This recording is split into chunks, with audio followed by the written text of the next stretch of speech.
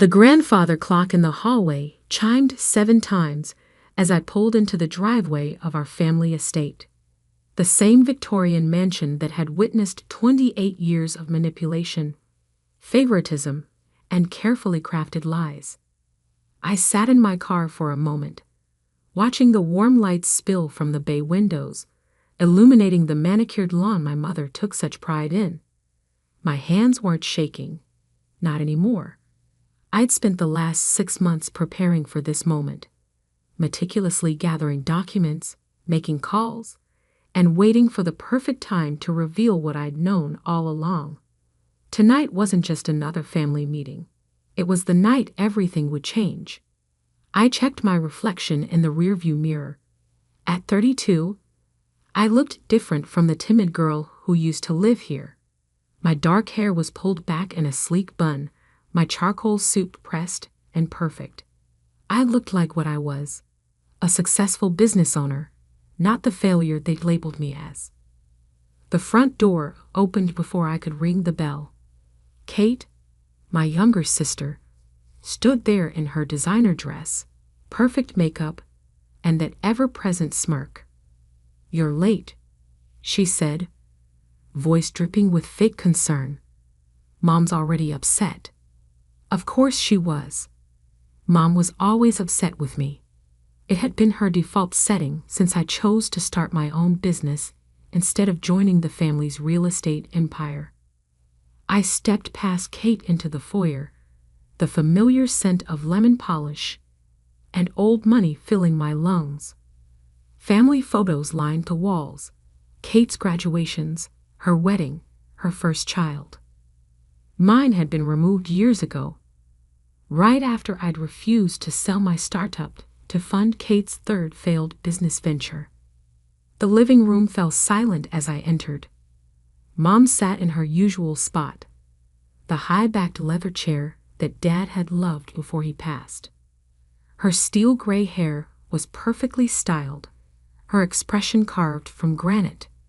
Uncle James and Aunt Patricia occupied the sofa, while their children, my cousins Michael and Sophie, perched on the window seat. "Finally decided to grace us with your presence, Alexandra?" Mom's voice could have frozen water. "We've been waiting 20 minutes. I took my seat at the far end of the room, placing my briefcase carefully beside me. Traffic was heavy downtown. I came straight from the office. Kate snorted. "You mean that little consulting thing you're still doing? I thought you'd have given up by now." "That little consulting thing," I said calmly, "just signed its 30th Fortune 500 client." "Ladies," Mom cut in sharply, "we're not here to discuss Alexandra's hobby. We're here because decisions need to be made about the estate." I felt my pulse quicken, but kept my face neutral. "Here it comes. Your father," Mom continued, "left certain provisions in his will that are now becoming relevant. The house, as you know, was meant to stay in the family, to be passed down to someone who would preserve the Barrett legacy." Kate straightened in her chair, practically preening. I fought the urge to smile. "We've discussed this as a family," Mom said, not looking at me. "And we've decided it's time for Kate to take full ownership. She has a proper family, a proper understanding of our values. She'll raise her children here, continue the tradition." "And me?" I asked quietly. Mom's lips thinned.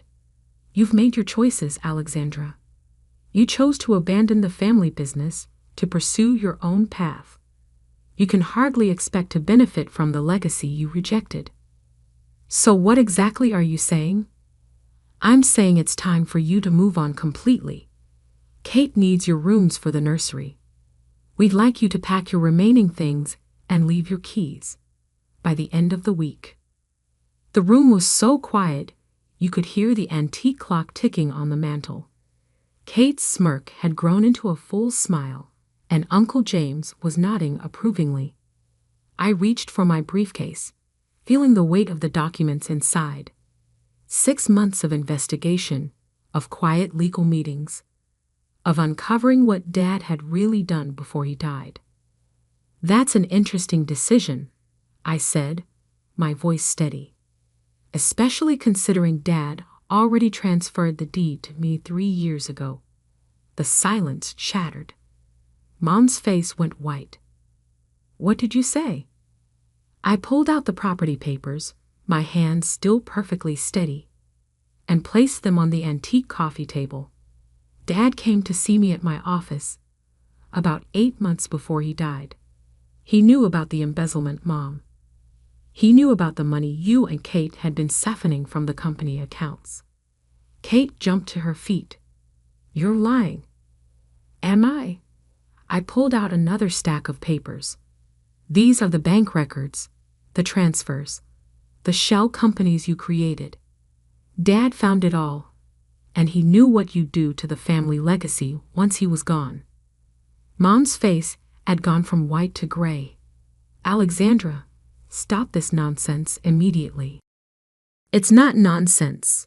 I stood slowly, straightening my jacket. "The house is mine. Has been for 3 years. Dad made sure of it before he died, and tomorrow I'm selling it. The proceeds will go to paying back the investors you defrauded." "You can't do this," Kate shrieked. "This is our home." "No," I said quietly. "This was Dad's home, and you betrayed everything he built. You have until tomorrow evening to pack your things. I've already notified the authorities about the fraud. They'll be here in the morning to begin their investigation." Mom stood on shaking legs. "You would destroy your own family?" I looked at her, really looked at her, and felt nothing but a calm certainty. "You destroyed this family the moment you chose greed over honesty. Dad knew it. That's why he trusted me with the truth." I picked up my briefcase and turned toward the door. Behind me, I could hear Kate starting to sob, Mom trying to dial her lawyer with trembling fingers. "Oh, and Mom," I paused at the doorway. "Those worthless dreams you mentioned. They just bought out your biggest competitor. Funny how things work out."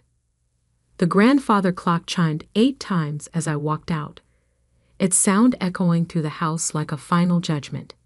In my car, I took a deep breath and pulled out my phone. "Yes, Mr. Harrison. Everything's set for tomorrow.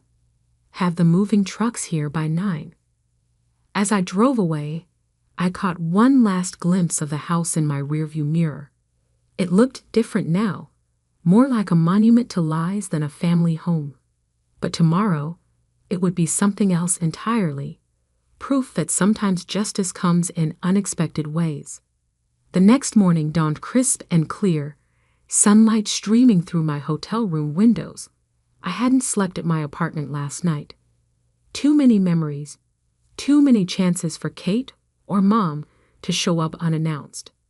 Instead, I checked into the Four Seasons downtown, the same hotel where Dad used to take me for Sunday brunch when I was little. My phone had 47 missed calls. Mom, Kate, Uncle James, even cousins I hadn't heard from in years. The family grapevine must have been burning up all night. I scrolled through the text messages, each one more desperate than the last. "You can't do this to us. Think about your sister's children. Your father would be ashamed." That last one, from Mom, almost made me laugh. If only she knew how many hours Dad had spent in my office, methodically documenting their fraud, preparing for this very moment. At exactly 8:45 a.m., my phone rang. Diana Palmer, my attorney. "They're trying to file an emergency injunction," she said without preamble. "Your mother's lawyer is claiming the deed transfer was done under duress." I smiled, pouring myself a coffee. And I just submitted your father's video deposition, the one he recorded with the notary present. Judge threw out their claim in less than 10 minutes. How long until they receive the formal eviction notice? Sheriff's deputy is delivering it now. They have until 6 p.m. to vacate. I set down my coffee and walked to the window, looking out over the city skyline. Somewhere out there, Mom was probably having one of her famous meltdowns. Kate would be calling every contact she had, trying to find a way out of this mess. "What about the fraud investigation?" I asked. "FBI's Financial Crimes Unit is already at the house. Your mother's trying to claim ignorance, saying Kate handled all the finances. But the paper trail your father documented, it's airtight. They're both looking at serious charges." I closed my eyes briefly, remembering Dad's face the day he showed me the evidence. He'd looked so tired, so disappointed. "Keep me updated," I said, ending the call. At 10:30 a.m., the moving trucks arrived at the estate, right on schedule. I watched through the security cameras I'd had installed months ago. Mom stood on the front steps, screaming at the workers, while Kate sat in her Range Rover, mascara running down her face. My phone buzzed again. A text from Sophie, my cousin. "Is it true? About the fraud?" I hadn't expected to hear from her. Sophie had always been different from the rest, quieter, more observant. "Yes," I typed back. "Dad found out they'd stolen almost $12 million from investors. Small business owners, mostly. People who trusted our family name." 3 dots appeared, disappeared, appeared again. Finally, I had no idea. "I'm so sorry, Alex." At noon, I drove back to the estate. The moving trucks were half full now, expensive furniture and precious antiques being carefully loaded. Mom's Mercedes was gone, but Kate's Range Rover remained, parked crookedly on the lawn. As I walked up the driveway, a familiar figure stepped out of an unmarked car. Detective Marcus Torres, Dad's old friend from the police force. He'd been helping us build the case quietly for months. "How's it going?" I asked. He shook his head. "Your mother's lawyer is trying to claim she had a stroke last year, says she wasn't mentally competent when some of these transfers were made. But we found emails going back 5 years. She knew exactly what she was doing." Inside, the house felt hollow. Half-empty rooms echoed with footsteps as FBI agents methodically documented everything. In the study, Kate sat with 2 federal agents, her designer dress wrinkled, her perfect image crumbling. She looked up as I passed. "How could you?" she whispered. "We're family." I paused in the doorway. Family doesn't steal from innocent people, Kate. Family doesn't destroy everything their father built just to fund shopping sprees and fake charity foundations. "Dad loved me more," she spat, sudden venom in her voice. Everyone knew it. I was supposed to get everything. I pulled out my phone, clicked play on a video I'd watched 100 times. Dad's voice filled the room, recorded just weeks before his death. "Kate, if you're watching this, I want you to know I saw everything. The transfers, the fake accounts, the way you and your mother manipulated our clients. Alexandra isn't just getting the house. She's getting everything because she was the only one who stayed true to our values." Kate's face crumpled. The federal agents exchanged glances. By 4 p.m., most of the house had been cleared. In the kitchen, I found a photo album shoved in the back of a drawer. Pictures of happier times, family vacations, Christmas mornings, Dad teaching me to ride a bike, while Mom actually smiled. "Miss Barrett?" A young FBI agent appeared in the doorway. "We found something in the basement safe. Documents about other properties, offshore accounts. It's bigger than we thought." I nodded slowly. "I know.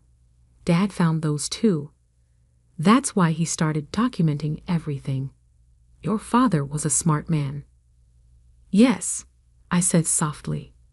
He was.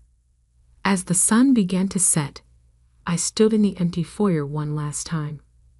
The grand staircase that had once seemed so imposing now just looked tired. The crystal chandelier cast dancing shadows on walls stripped of their family portraits. My phone buzzed. A text from Mr. Harrison, the developer. All set for tomorrow's closing. Buyers are excited about converting the property into a community center. I smiled. Dad would have liked that. The house that greed almost destroyed becoming something that would actually help people. Outside, Kate's Range Rover was finally pulling away, packed with whatever she'd managed to save from the federal seizure. She didn't look back.